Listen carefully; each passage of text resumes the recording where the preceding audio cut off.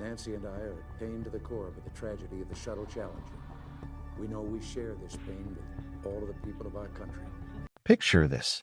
It is a clear Tuesday morning in Florida. Millions of Americans have gathered around television sets in schools, offices, and living rooms across the country. Children are watching with their teachers. Parents are watching with their coffee still warm. Everyone is expecting to witness something extraordinary, a schoolteacher launching into space for the very first time in history. Instead, 73 seconds after liftoff, the sky tears open, and the world changes forever. But here is what most people were never told. The astronauts did not die the way you think they did. Engineers had begged NASA to stop the launch the night before, and were overruled. A piece of the shuttle sat undiscovered at the bottom of the Atlantic Ocean for nearly 4 decades. And the warnings that could have saved 7 lives were buried under politics, pressure, and pride long before that morning ever arrived. The Challenger disaster is one of the most studied, debated, and memorialized tragedies in American history. And yet, most people only know a fraction of the real story. Today, we are going deeper than the textbooks, deeper than the official statements, and deeper than the headlines. These are the things you never knew about the Challenger disaster, and once you hear them, you will never look at space exploration the same way again. To truly understand why Challenger happened, you have to go back further than January 1986. You have to go back to a moment when America's space program was quietly running out of purpose. After the final Apollo mission splashed down in December 1972, NASA found itself in an unusual and uncomfortable position. It had done the impossible. It had put human beings on the surface of the moon, not once, but 6 times. It had shown the world what American ingenuity, determination, and resources could accomplish when focused on a single extraordinary goal. And then, almost immediately, the question became, now what? The answer to that question would eventually become the Space Shuttle. But the path from concept to construction was filled with compromises that most Americans were never meant to see. NASA needed congressional funding, and to get it, the agency had to promise something remarkable, a spacecraft that could fly into orbit and return to Earth repeatedly, like an airplane. Not once, not twice, but potentially dozens of times per year.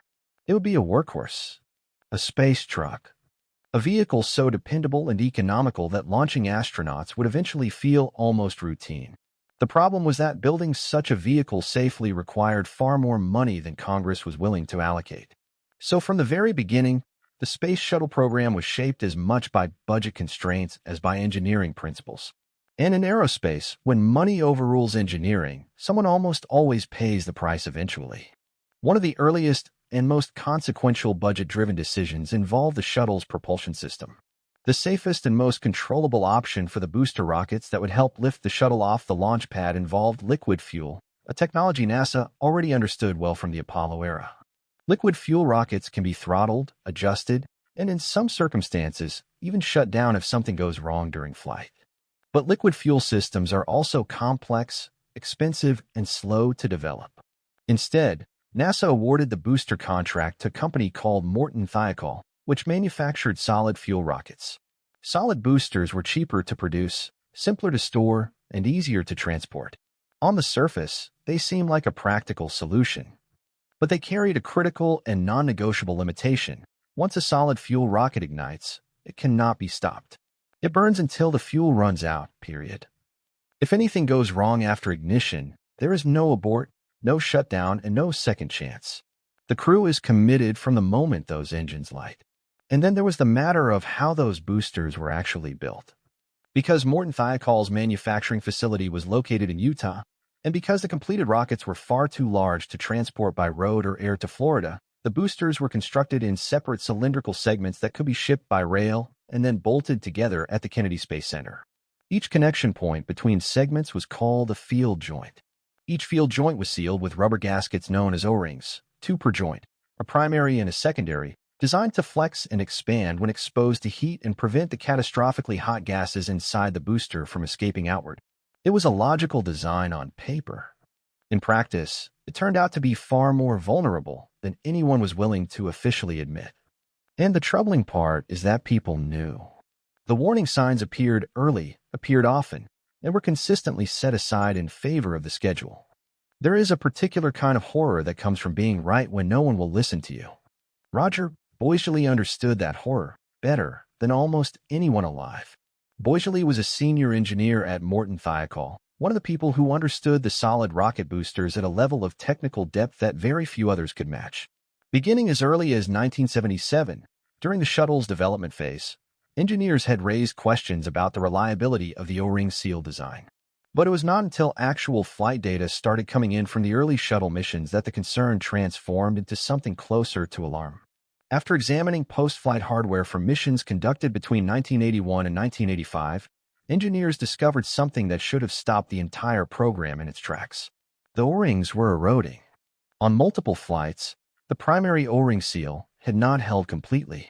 Hot combustion gases had partially escaped past the first ring and, in several cases, had only been stopped by the secondary backup ring. That backup ring was all that stood between a successful flight and a catastrophic failure. And the backup had not been designed to function as the primary seal. It was there purely as an additional margin of safety, not as the main line of defense. Roger Boisjoli documented these findings obsessively. In July 1985, he authored a now-famous internal memo addressed to Morton Thiokol management. In that memo, written months before the Challenger launch, he described the O-ring erosion in technical detail and concluded with language that left absolutely no room for ambiguity. He warned that if the joint seal problems were not addressed, the result would be a catastrophic failure, the complete loss of a shuttle and its crew. He used the words loss of human life explicitly and directly. That memo was circulated within Morton Thiokol. It was acknowledged, and then it was effectively filed away. Boisjoli was not the only one raising alarms. His colleague Alan MacDonald, who was Morton Thiokol's director of the Solid Rocket Motor Project, was equally concerned. Together, they pushed for redesign. They asked for additional testing under cold weather conditions. They argued for adding a third O-ring to the joint design as an additional layer of protection.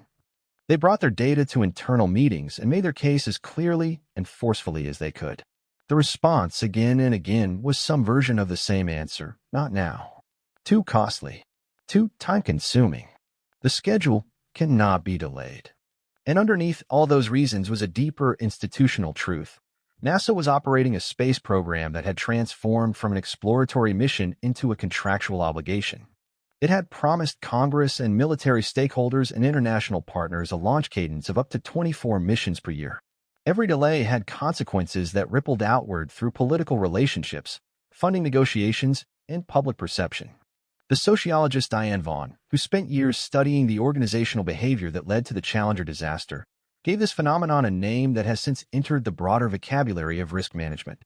She called it the normalization of deviance. It describes what happens when an organization encounters a problem, survives it without immediate disaster, and gradually begins treating that problem as normal. The O-rings were eroding. That was a documented fact. But because the shuttle kept coming home safely despite the erosion, managers began reclassifying the damage not as a danger signal, but as an acceptable known characteristic of the system. Deviance had become normal. And once something is normal, it stops triggering the alarm bells that it should. By January 1986, Challenger had completed 9 successful missions. Its 10th, designated STS-51L, was supposed to be a celebration. The payload included a communication satellite and a set of scientific instruments. But the mission's most powerful element, from a public relations standpoint, was its crew, specifically Krista McAuliffe, a high school social studies teacher from Concord, New Hampshire, who had been selected from more than 11,000 applicants to become the first private citizen to travel to space.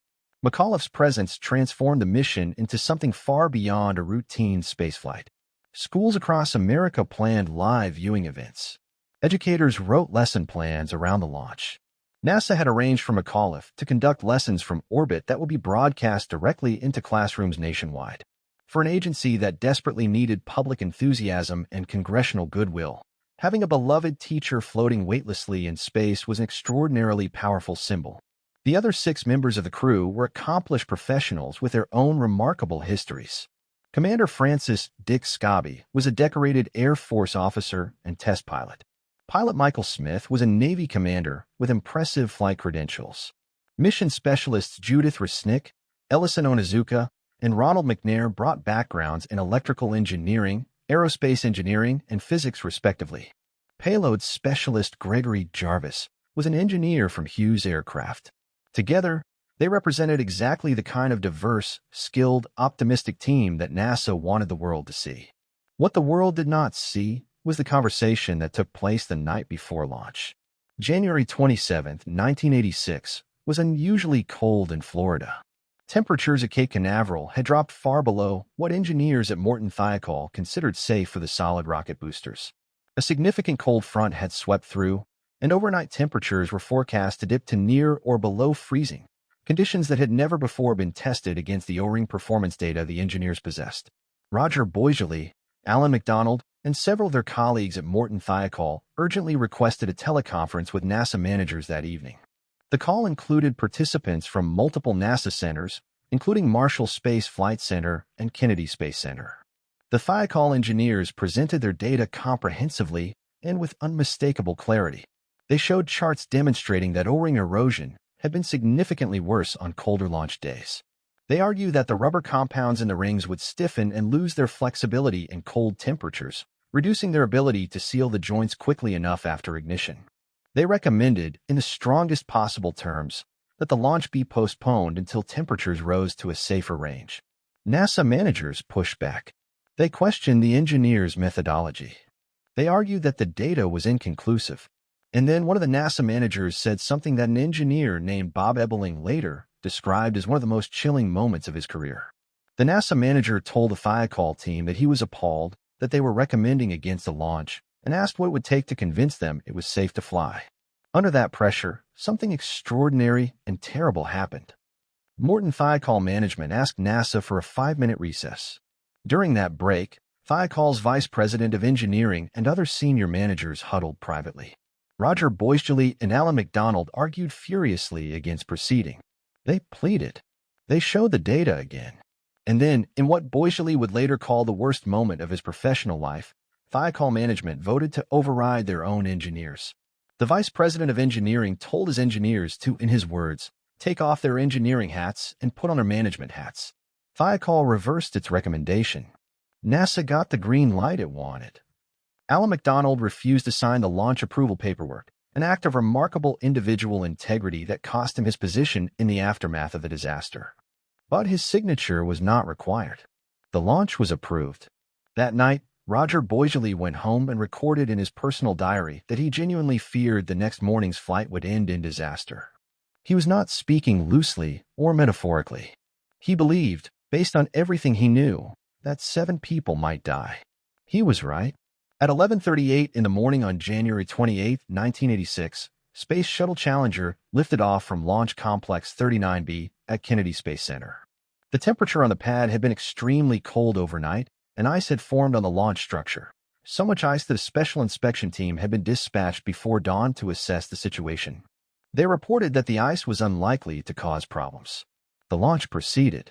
Within 1 second of liftoff, 1 second, cameras positioned around the launch complex captured something that analysts would later scrutinize frame by frame. A small puff of dark gray smoke emerged from the lower field joint of the right solid rocket booster. It was brief, subtle, and easy to miss against the enormous cloud of exhaust and steam that billowed from the launch pad. But it was the first visible evidence that the disaster had already begun. What had happened was exactly what Roger Boisjoli had feared. The overnight cold had stiffened the O-rings beyond their operating tolerance. When the solid rocket booster ignited, the primary O-ring in that lower right joint did not seal properly and quickly enough. For a fraction of a second, hot combustion gases pushed past it and escaped through the joint. The puff of smoke was those gases interacting with the cold air outside.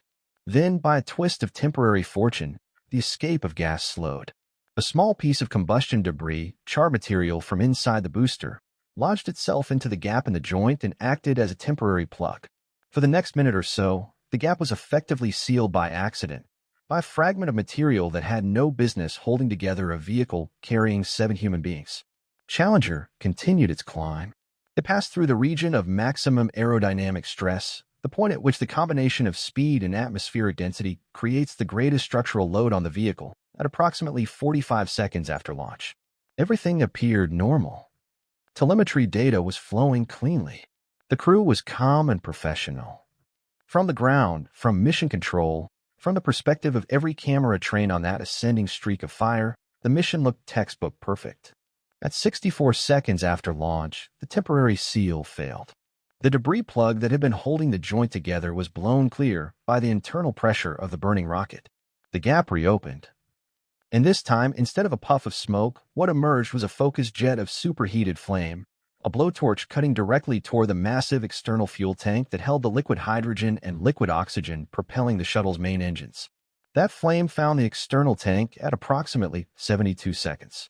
The aluminum skin of the tank, already under enormous structural stress from the aerodynamic forces of the ascent, could not withstand a direct assault from a jet of fire burning at several thousand degrees. The tank ruptured. The liquid hydrogen and liquid oxygen it contained, stored separately and safely under normal conditions, mixed violently and released an enormous amount of energy in an almost instantaneous chain reaction. The structure of the shuttle could not survive what followed. The orbiter, the external tank, and the solid rocket boosters, which were still burning at full thrust, were subjected to forces far beyond anything they were designed to handle. The orbiter broke apart. The nose section and crew cabin separated from the rest of the vehicle. The two solid rocket boosters, no longer connected to anything, continued flying on erratic diverging paths until range safety officers on the ground activated their built-in self-destruct charges and eliminated them. From the ground, from the beaches and viewing areas where thousands of spectators had gathered, and from television screens across the country, what people saw looked like a single massive explosion. A flash of brilliant white light, a rapidly expanding cloud of fire and smoke, and then the terrible branching trails of debris arcing away in all directions. Broadcasters fell silent. Commentators struggled to find words. And in classrooms all across America, teachers who had gathered their students to watch Krista McAuliffe reach for the stars found themselves trying to explain something they could barely comprehend themselves. The last words recorded from the crew of Challenger came from Commander Dick Scobie, who responded to a routine throttle-up instruction from Mission Control with a calm and professional acknowledgement. "Roger, go with throttle up." Nothing in his voice suggested any awareness that the disaster had already begun. Seconds later, all communication went silent. In the immediate aftermath of the disaster, NASA released carefully measured statements. Officials expressed grief, promised a thorough investigation, and worked to shape the narrative of what the public understood about how the crew had died. The story that took hold, the story that most people still carry today, is that the astronauts were killed instantly when the shuttle exploded. That story is not true. The crew cabin of Space Shuttle Challenger did not explode. The cabin was an extraordinarily robust structure, engineered to withstand enormous forces, and when the orbiter broke apart around it, the cabin survived largely intact. It separated from the disintegrating vehicle, carried upward briefly by its own momentum, and then began a 2.5-minute freefall from an altitude of approximately 65,000 feet toward the surface of the Atlantic Ocean below. Inside that falling cabin were 7 astronauts who were, by multiple pieces of physical evidence, not all immediately dead. The evidence comes from 2 primary sources. First, 3 of the 7 personal egress air packs, known as PEEPs, found in the wreckage had been manually activated. These were small emergency breathing devices, each capable of supplying several minutes of breathable air, designed to protect crew members from cabin smoke or brief interruptions in ventilation. They were not automated. They could not be switched on by the shock of the breakup or any mechanical process. They required a deliberate, conscious human hand to activate. The fact that 3 of them had been turned on tells us, without any reasonable ambiguity, that at least 3 of the crew members were alive and aware after the shuttle came apart. Second, investigators examining the recovered cockpit found that several switches had been moved from their standard launch positions. These were switches in locations that could only be physically reached by a crew member deliberately moving them. They were not affected by the breakup. They were not automated. Someone in that cockpit, in the minutes after Challenger disintegrated, had been reaching for the controls, possibly pilot Michael Smith, whose position gave him access to the relevant panel. What those switch movements mean exactly is a question that investigators and aerospace scholars have debated for decades. Some believe they were instinctive, reflexive actions taken in the confusion of the first seconds after the breakup. Others suggest they may have been a deliberate attempt to restore power or stabilize the cabin systems. What they cannot be is evidence of a crew that was already dead. NASA knew these details relatively quickly. The agency chose not to disclose them publicly and only released the information after sustained pressure from journalists and members of Congress. A NASA report eventually acknowledged the survival evidence but was deliberately restrained in its language, avoiding definitive statements about exactly how long the astronauts remained conscious or what they may have experienced during the descent. The cabin struck the surface of the Atlantic Ocean at more than 200 miles per hour. At that velocity, the impact was unsurvivable regardless of any other variable. The cabin structure, which had held together through the long fall, disintegrated on contact with the water. The final cause of death for all 7 crew members was recorded as the impact itself, not the initial breakup of the shuttle. That distinction matters enormously, because it means that the final chapter of the Challenger story was not a swift and merciful instantaneous tragedy. It was a 2.5-minute ordeal in a dark, tumbling, depressurizing cabin with no power, no communication, no parachutes, and no hope of rescue.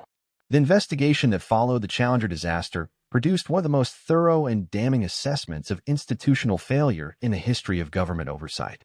President Ronald Reagan established a special commission, officially called the Presidential Commission on the Space Shuttle Challenger accident, though it became universally known as the Rogers Commission after its chairman, former Secretary of State William Rogers. The Rogers Commission included some of the most formidable scientific and investigative minds in the country, including the Nobel Prize-winning physicist Richard Feynman, whose contribution to the investigation became legendary. Feynman, frustrated by what he perceived as evasions and bureaucratic obfuscation from NASA officials, conducted his own independent line of inquiry. During a televised hearing, he performed a simple demonstration that became one of the most memorable moments in the history of public scientific communication. He placed a piece of O-ring material in a glass of ice water and showed that, at low temperatures, the rubber became stiff and inflexible, precisely what the Morton Thiokol engineers had warned about. His conclusion was direct and devastating. The material's properties changed significantly at temperatures near or below freezing, and those changes were directly relevant to what had happened to Challenger. Feynman's own appendix to the Rogers Commission report contained a conclusion that NASA officials reportedly tried to prevent from being included.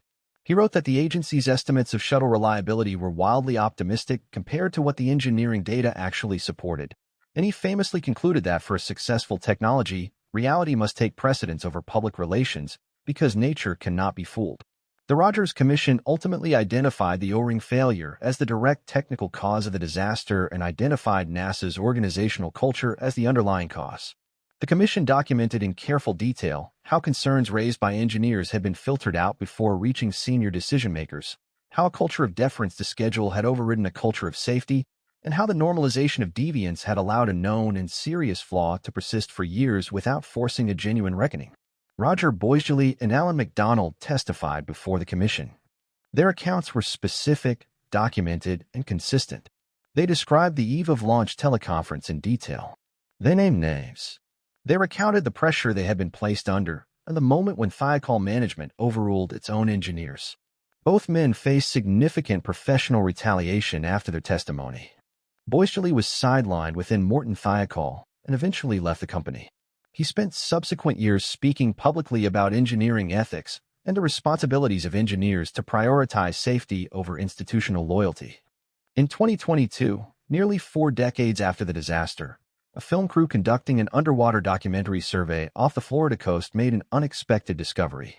A dive team examining shipwrecks from the Second World War period came across a large piece of debris that did not match the profile of any vessel from that era.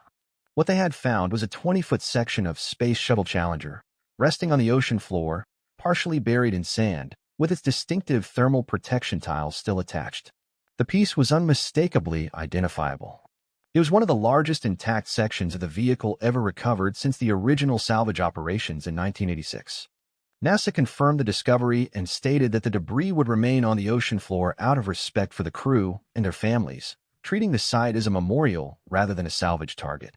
The find prompted a fresh wave of public discussion about what else might remain undiscovered beneath the Atlantic and about how many questions from that January morning in 1986 have never fully been answered.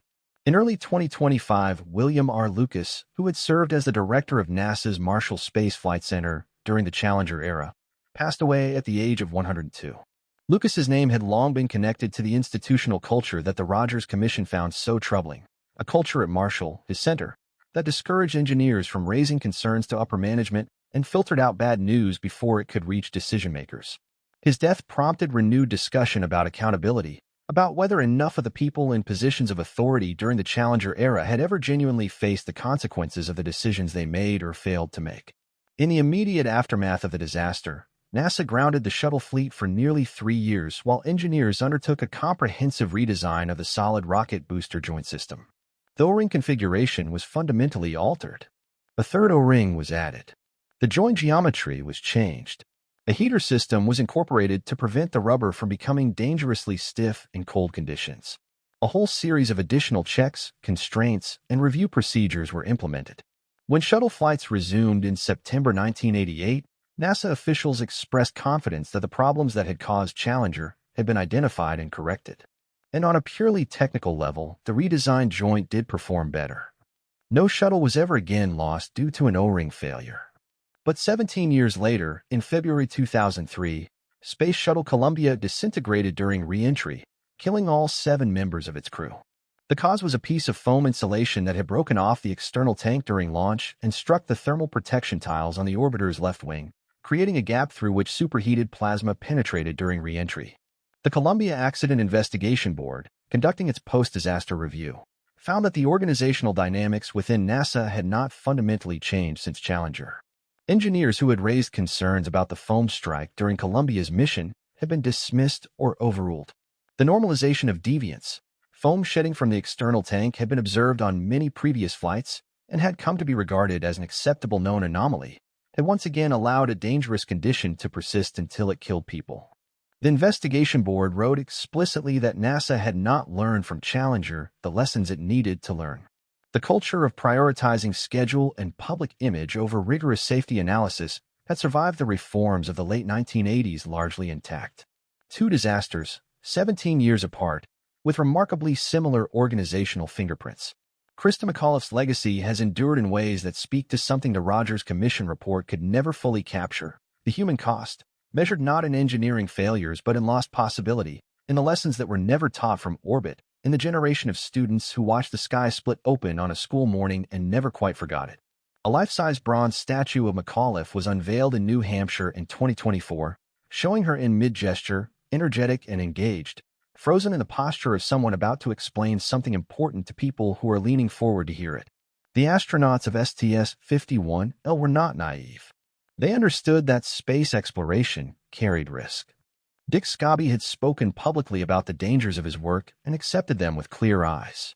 Judith Resnick was brilliant and meticulous. Ronald McNair was a physicist and a black belt in karate who had grown up in a segregated South and fought his way to the forefront of American science. Ellison Onizuka was the first Asian American to fly in space. Gregory Jarvis was there to conduct genuine scientific experiments. Michael Smith was one of the most accomplished test pilots of his generation. They deserved better than what the system gave them. They deserved engineers who were listened to. They deserved managers who could distinguish between inconvenient data and irrelevant data. They deserved a launch decision made on the merits of the engineering, not on the optics of the schedule. The Challenger disaster is sometimes described as a tragedy, and it was. But it was not the kind of tragedy that arrives without warning, without pattern, and without the possibility of prevention. It was the kind that builds slowly, through small decisions and silenced voices, and the gradual redefinition of dangerous as acceptable. It was the kind that announces itself in internal memos that nobody acts on, and teleconference calls that end with the wrong decision, in the moment when someone is told to take off their engineering hat and put on their management hat. 7 people fell from the sky on a January morning in 1986, and the world watched it happen, and most of the world did not know until much later that it was entirely preventable. That is the part of the Challenger story that deserves to be remembered most clearly. Not just the courage of the crew, but the institutional cowardice that surrounded them. Not just the failure of a rubber seal, but the failure of a system that had decided somewhere along the way that the seal was probably fine. It wasn't. And they paid for that decision with everything they had.